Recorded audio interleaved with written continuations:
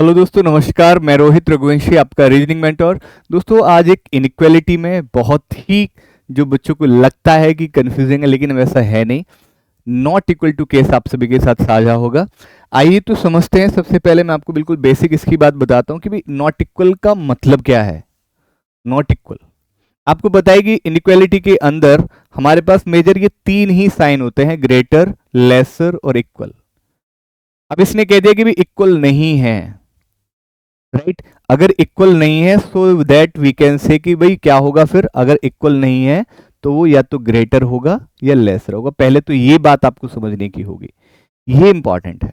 Not equal मतलब, अगर not equal का मतलब क्या है, आइदर भी ग्रेटर और भी लेसर। अगर इक्वल नहीं है तो क्या होगा फिर, या तो ग्रेटर होगा या लेसर होगा, या तो ग्रेटर होगा या लेसर होगा। फॉर एग्जाम्पल मैंने कहा A is not equal to B, right.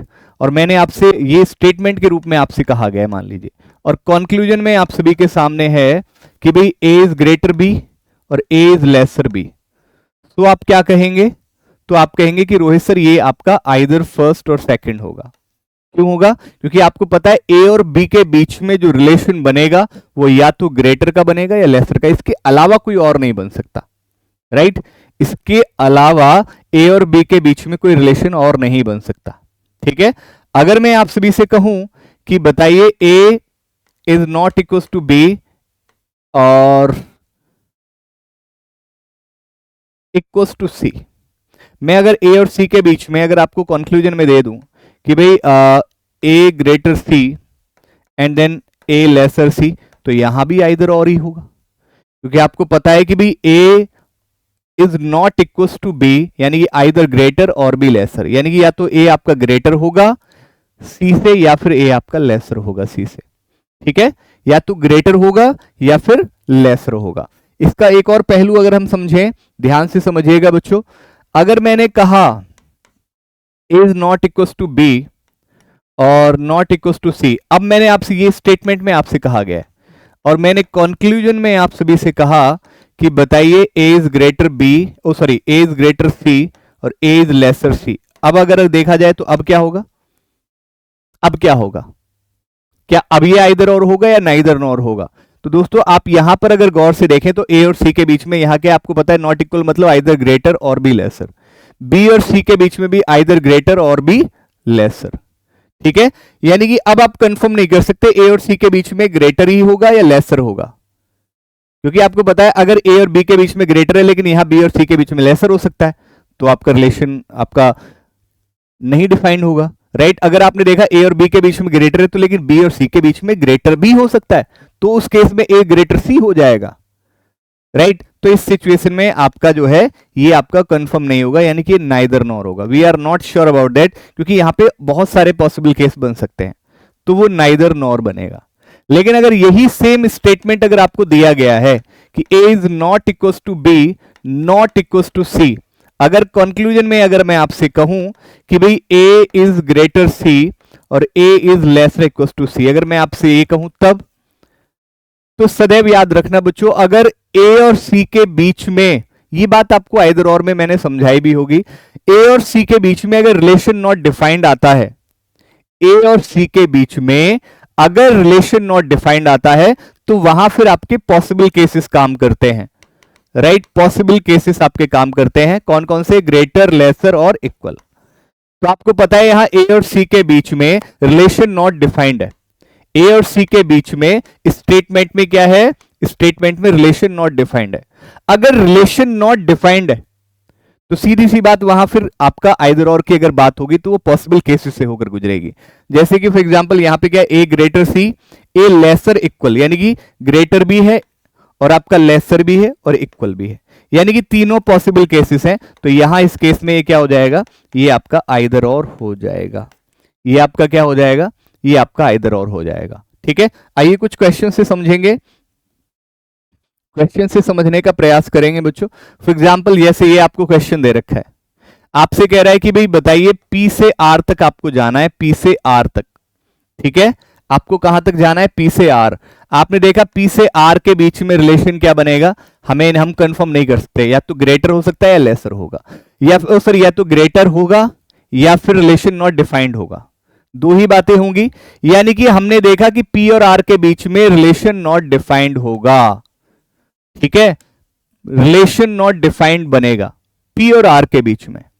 जब P और R के बीच में रिलेशन नॉट डिफाइंड है तो आपको पता ही है आइदर और की बहुत सिंपल सी कंडीशन और बहुत कॉमन सी, आपको पता है आइदर और स्लॉक्स में भी आपने पढ़ा होगा, इनइक्वालिटी में भी, कि भाई वेरिएबल ऑब्वियसली एक मैंडेटरी है, ये आपको दिमाग में होना चाहिए कि वेरिएबल सेम हो और दोनों निष्कर्ष ऑब्वियसली बातें गलत होंगे, तभी वो आप आगे की सिचुएशन को पढ़ पाएंगे, ठीक है।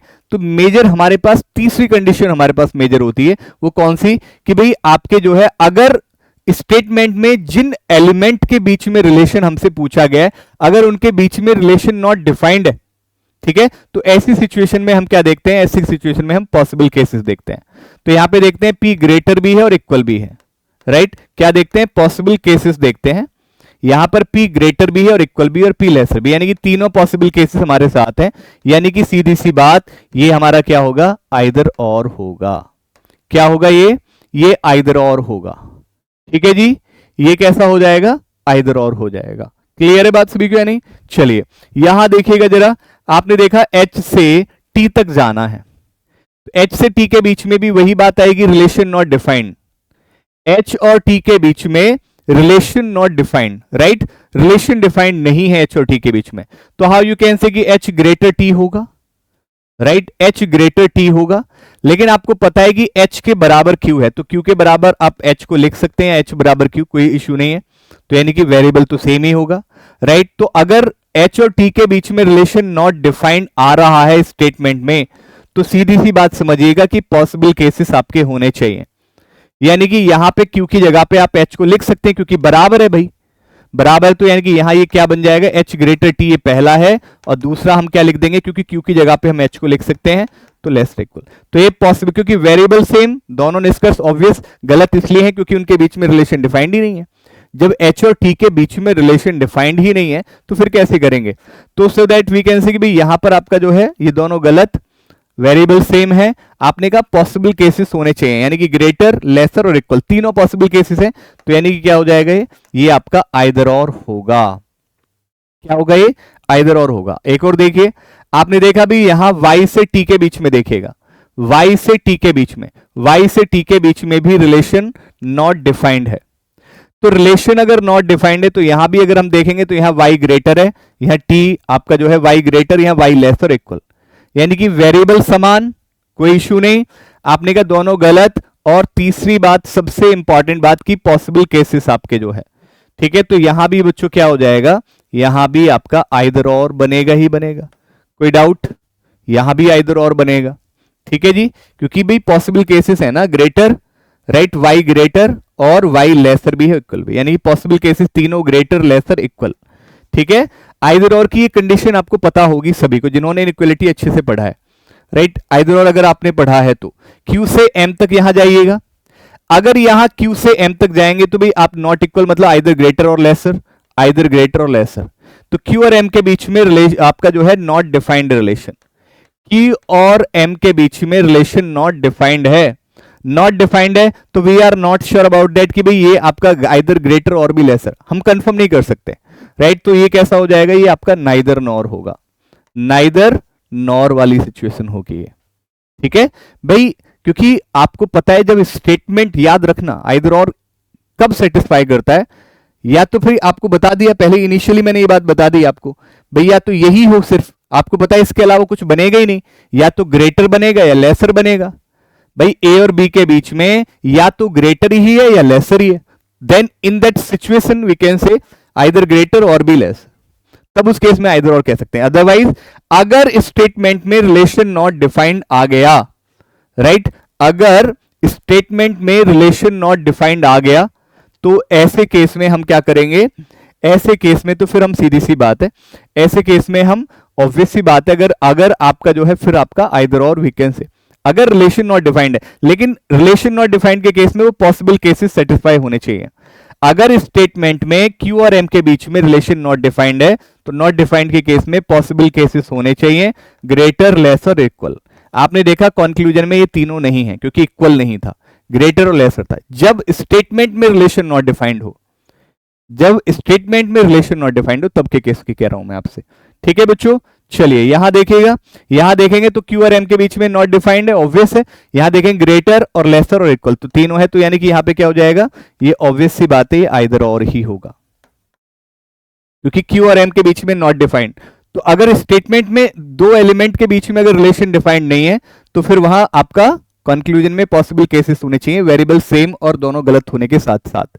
ठीक है, चलिए राइट, तो ये आई थिंक आप सभी को नॉट इक्वल टू वाली चीजें समझ में आई होंगी। अगर अगर चीजें बेहतर तरीके से समझ में आई हैं तो प्लीज कमेंट जरूर करिएगा और बताइएगा कि ये सेशन कैसा लगा।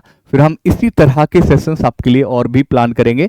जो जो टॉपिक या जो जो हमारे रीजनिंग में जो भी टॉपिक में जो भी टाइप लगता है कि बहुत ही कंफ्यूजिंग है, बहुत ही इंपॉर्टेंट है, ऐसे टाइप को हम इस 8-10 मिनट की वीडियो के साथ आपके साथ साझा कर रहे होंगे, लेकिन बशर्ते आपको कमेंट जरूर करना होगा। ठीक है, बहुत बहुत धन्यवाद, बहुत बहुत शुक्रिया, नमस्कार।